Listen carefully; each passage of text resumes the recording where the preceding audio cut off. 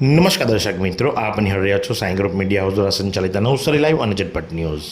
Election પૂર્ણ થયું અને ઇલેક્શન પૂર્ણ થયા બાદ 26 દિવસ બાદ મેયરની પ્રાપ્તિ થઈ. પણ નવસારીને કદાચ સુખાકારી તરફ એક ડગલું આગળ માંડી શકે એવા મેયર પ્રાપ્ત થયા છે એમ કહીએ તો ખોટું નહીં. કારણ કે અશોક ધોરાજીયા અને એમની ટીમ જે ખરી એ સવારે 7 વાગતાની સાથે એક્શન મોડની અંદર આવી જાય છે, વિવિધ સ્થળોની મુલાકાત લે છે.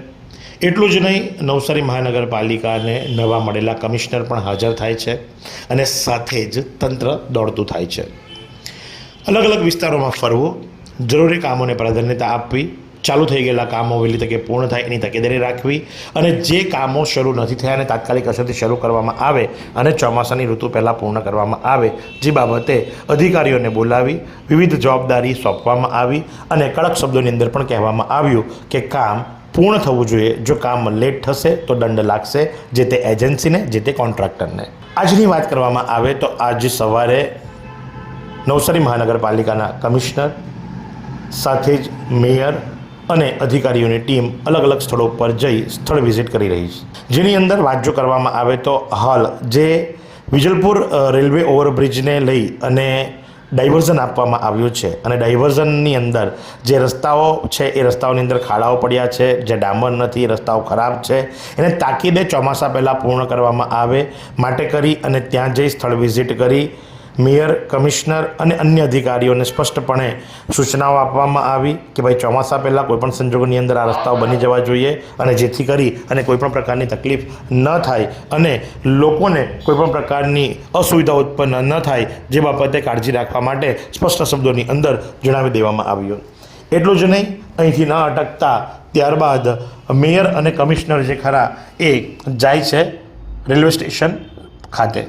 નવસારીનું જે રેલવે સ્ટેશન ખરું અને નવસારી રેલવે સ્ટેશન પર જ્યારે ફાટક બંધ કરી દેવામાં આવ્યું છે અને એકમાત્ર વિકલ્પ ઓવરબ્રિજ અથવા તો અંડરપાસ અને જે સિનિયર સિટીઝનો માટે પડકારરૂપ છે એને લઈ અને ખાસ કરીને જ્યારે અંડરપાસ જે ખરું એની અંદર ચોમાસામાં પાણી ભરાઈ જાય છે અને તકલીફનો સામનો થાય છે, તો માટે કરી અને સિનિયર સિટીઝનો જે ખરા એ સરળતાથી આવી જઈ શકે એના માટે વાહન મૂકવા માટે પણ વ્યવસ્થા કરવા માટે જ્યારે જાહેરાત કરવામાં આવી છે તો ત્યારે આજે સ્થળ વિઝિટ લેવામાં આવી.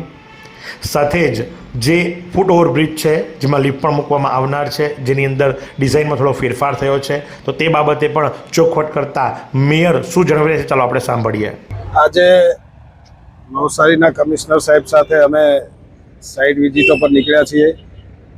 આપણે જ્યાં ઊભા છીએ તે નવસારીની ફાટક પાસે જે ફૂટબ્રિજ બનવાનો છે એની થોડી ડિઝાઇનમાં ચેન્જીસ થવાના કારણે સ્થળ નિરીક્ષણ કર્યું છે અને કમિશનર સાહેબને મેં વિનંતી કરી છે કે જ્યાં સુધી આ બ્રિજ બનતા વર્ષ જેવો સમય લાગશે અને એ સમય દરમિયાન બ્રિજ બને પહેલાં આ ગરનાળામાં જે વૃદ્ધ માણસોને, સિનિયર સિટીઝનોને આવવા જવાની તકલીફ પડે છે એમના માટે કોર્પોરેશન એક વાહનની વ્યવસ્થા રાખે, બંને બાજુ ટેમ્પરરી નાના બસ સ્ટેન્ડ બની જાય અને સિનિયર સિટીઝનો આ છેડેથી પહેલાં છેડે ઉતારીને તે બાજુવાળાને અહીંયા લાવવાની વ્યવસ્થા થાય એવી કમિશનર સાહેબને મેં વાત કરી છે ને યોગ્ય દિશામાં પગલાં ભરાશે.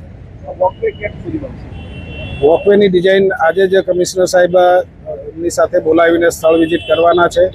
આગળની ડિઝાઇન થઈ ગઈ હતી, કામ મંજૂર થઈ ગયું છે અને સાથે બંને બાજુ લિફ્ટ પણ લીધી છે આપણે, પરંતુ રેલવે તંત્રની સાથે ડિઝાઇન ફેરફાર આવવાને કારણે ફરી પાછી એ ડિઝાઇન 2 દિવસમાં મોકલાઈ જશે ને અઠવાડિયામાં કમિશનર સાહેબ રેલવે ડિપાર્ટમેન્ટ સાથે વિઝિટ કરીને તુરંત કામ મંજૂર થઈ ગયું છે અને કામ શરૂ થઈ જશે.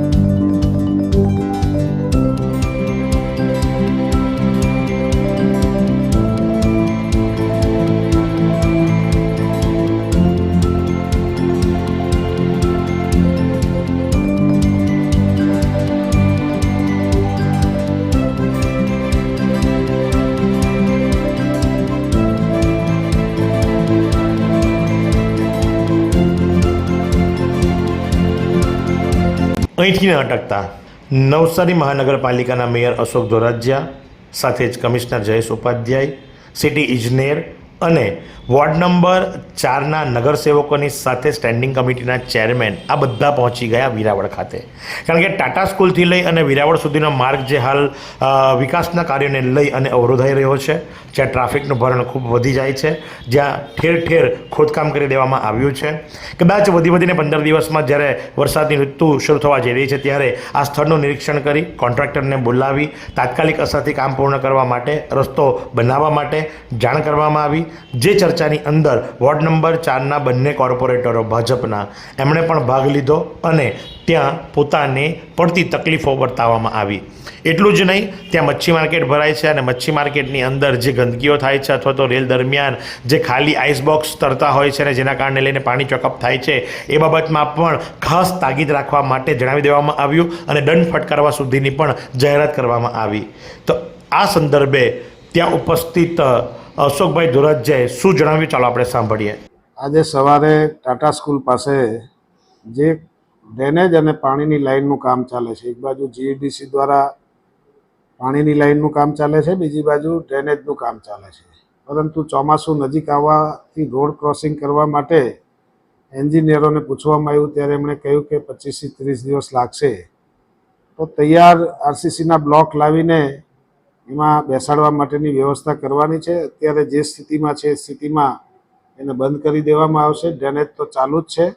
સાથે સાથે બાજુમાં મચ્છી માર્કેટ આવેલી છે અને મચ્છી માર્કેટને અંદર ઓલરેડી બધાને આપણે દુકાનો ફાળવી છે અને એ બધા જ લોકો બહાર રોડ પર આવીને શહેરની અંદર આવતા જ એ રોડ પર જે બધું વેચીને ગંદકી કરે છે એમને પણ બંધ કરવા કહ્યું છે ને જરૂર પડે તો જો ન માને તો એ મચ્છી માર્કેટને સીલ કરી દેવા પણ કહ્યું છે, જો એના નિયમ ન પાળે તો. કારણ કે એટલી બધી ગંદકી કરે છે મચ્છી માર્કેટમાં, એની વિઝિટ કરી છે ને એનું સત્વરે અમલ કરીશું. તો આ પ્રમાણે માત્ર એસી ચેમ્બરમાં બેસી ન રહેતા રસ્તા ઉપર નીકળી લોકોને પડતી તકલીફોનો દૂર કરવા માટે ન માત્ર નવસારી મહાનગરપાલિકાના મેયર પણ કમિશનર અને એમની ટીમ જે ખરી એ સતત વિઝિટ કરી રહી છે અને કામોને વેગ આપવા માટે જાણ કરી રહી છે. કારણ કે આપ પણ જાણો છો કે આગામી 15 દિવસની અંદર ચોમાસાની ઋતુ જ્યારે શરૂ થવા જઈ રહી છે અને ત્યારે આ રસ્તાઓ એ માથાનો દુખાવો સાબિત થશે. તો માટે જ કરી કામ તાત્કાલિક અસરથી થાય એ માટે અધિકારીઓને સૂચના આપવામાં આવી છે અને આ જ પ્રમાણે આવા અવનવા સમાચારો માટે આપ પણ નિહાળતા રહો નવસારી લાઈવ અને ઝટપટ ન્યૂઝ. आइसक्रीम हमारे यहाँ रोज चाहिए और वो भी रिफ्रेश के आइसक्रीम मिक्स. 5 से ज्यादा वैरायटीज. सर्च करो, क्लिक करो, लाइफ को रिफ्रेश करो.